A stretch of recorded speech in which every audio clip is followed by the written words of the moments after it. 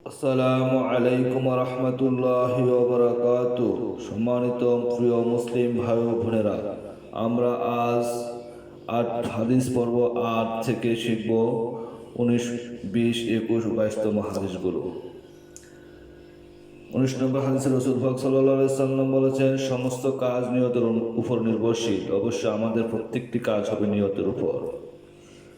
২০তম হাদিসটি হচ্ছে, রাসূল পাক সাল্লাল্লাহু আলাইহি সাল্লাম বলেছেন, চগলখড়ি পরনিন্দাকারী বেহেশতে প্রবেশ করবে না।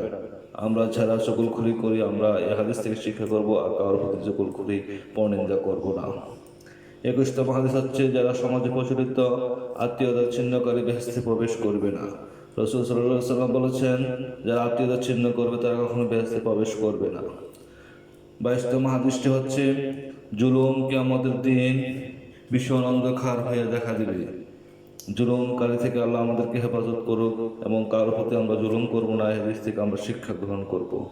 আল্লাহ পাক রব্বুল আলামিন আমাদেরকে হাদিসগুলো বেশি বেশি আমল করার, এই ছোট ছোট হাদিসগুলো শিখে রাখার তৌফিক এনায়েত করুক। আমরা সকলেই হাদিসগুলোর প্রতি খুবই যত্নবান হব। আল্লাহ তাআলা আমাদেরকে হাদিসগুলো শিক্ষা দ্বারা আমাদের জীবনকে ইসলামিক জীবন পরিচালিত করার তৌফিক দান করুক। আমিন। আসসালামু আলাইকুম।